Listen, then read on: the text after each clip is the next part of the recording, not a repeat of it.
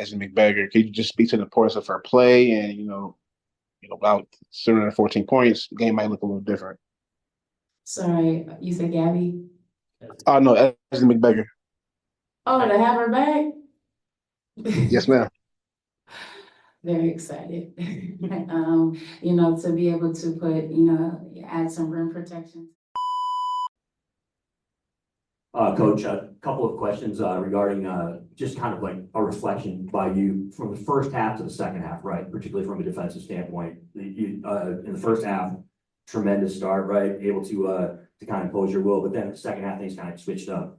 Just kind of a couple thoughts on that. The MVP. I mean, it's not a lot that you can do without that. Those were tough contested shots. She's the MVP for a reason. I thought that Hayes got loose, not only in the second, but in the first. And I just, it's tough. I thought that our defensive effort was there. You can't have a 2-point quarter, period.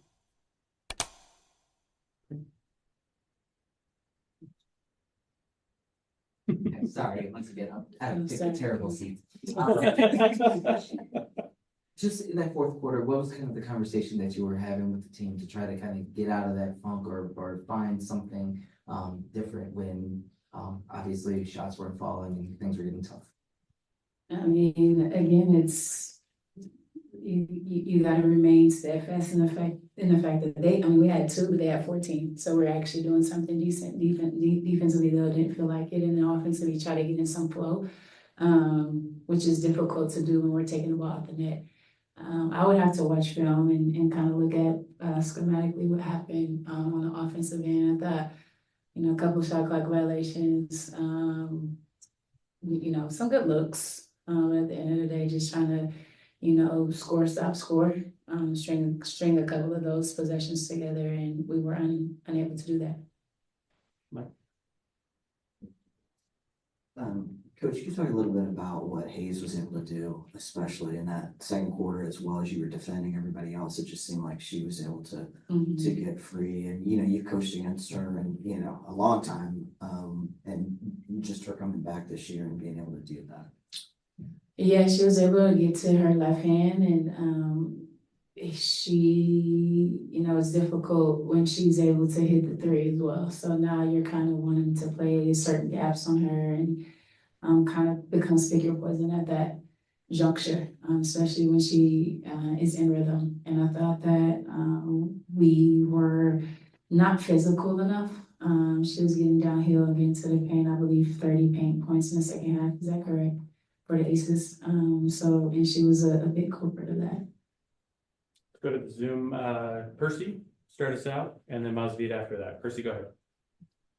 Hey, Coach, just after a fourth quarter like that, how do you maybe guard against any carryover to the next game? You can. You have to have short-term memory. The only thing that we can do with such a short turnaround is to get better through film and address, certain things in that capacity. This one's over. Can't get it back. We are in a situation where it's, do or die. Do we extend the series or do we go home? And so there is some reality to prioritizing, some rest a little bit. We have players playing big minutes. But this one, we have to wash off our backs. Once we see the film, get better from the film. Now our focus is on Tuesday. And then obviously this game just ended, but did you think it was the physicality that increased? Because that's something that you often point to. And how was Jewell Loyd in your opinion in this game? Did you see any rust in her game? Physicality definitely was from the beginning of the game. I thought we matched and at some points exceeded that physicality. Yes, there are points, in the game, especially in the second half and in the fourth, it felt like they got more energized from the stops that they got, from the shots that they made. And a lot of those shots, again, tough, contested, just one-on-one coverages in that capacity. So physicality, I would say, I feel like we were pretty physical there. It's tough to go against A team who is, it just comes at you in droves, and the runs that they string along is very difficult. Thank you, Coach. Let's go to Masvida, and then we'll go to Christian. Thanks, Jeff. Hey, Coach, how important is ball movement against a team like Vegas? And did you feel that you had sufficient ball movement in terms of moving it around and finding that shot selection? We had 15 assists. They had 16. I think when you get into a playoff situation, your superstars and your stars get into make a play. And so I thought that we understood where pockets of openings were going to be. We understood who we wanted to put in ball screens and our spacing. And so that lended to that. And I think I wasn't unhappy with our ball movement. Yes, it can improve, but we had 15, they had 16. Sometimes that game tightens up and you give the ball to who's cooking at that moment. And I thought that's what this game ended. Shot selection, you happy with that? Yeah. We just gotta hit him. Gotta hit him. I thought we got a lot of open looks. Just gotta knock them down. Thanks. Thanks, Mas. Christian, and then Alberta. Hey, Coach, I know you say you have to watch film, but is there anything you can remember in those third quarter double teams from Vegas on NECA that kind of like dispelled the offense? I even think, Nneka's looks were good. I know she didn't hit him, but she's getting the same looks that she got in the first. But she played hard, first of all, and gave us her all. And so I'll take misses on the offensive end when she had to do defensively for us. It was tremendous. Shots were a little bit short because of the effort that had to be played so much on the defensive end. And I think that came into play, but those are shots that I think if she got them again, would definitely hit them.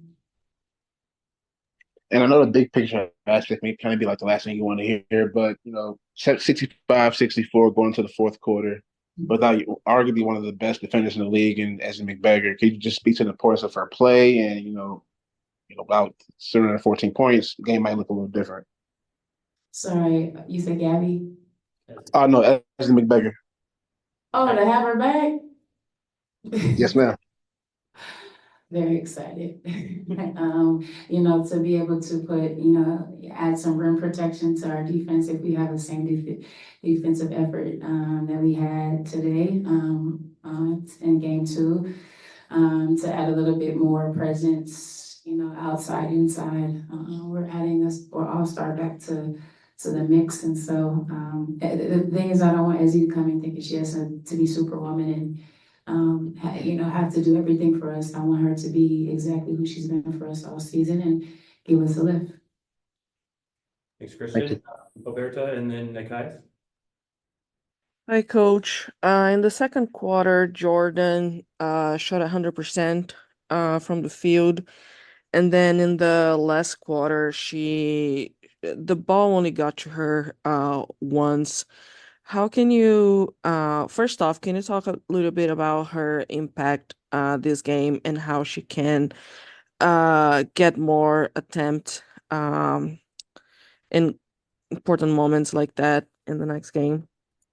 Oh, let's be clear, Jordan's number 1 role is to be an elite defender. And everything else that comes with that is bonus and icing on the cake. I'm not saying that she can't score or that that's not important for us, because it is. Her ability to get downhill and when she's done with finishing around the rim.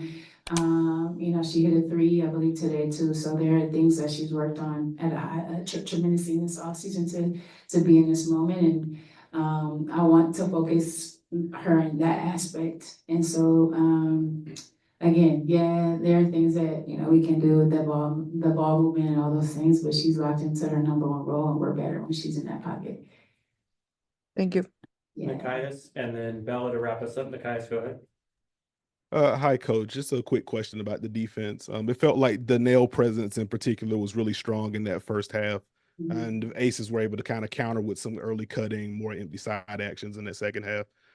I guess just in general, like how do you kind of balance establishing those principles, that early presence, and giving a team like that the same look over and over? Yeah, I mean, I'm thinking about the last play, and I believe in the second quarter, the nail cut occurs from Jackie, and it just, we know it's coming. We just have to be sharper in that area. Obviously, nail cut opens up a lot of things. It takes away help.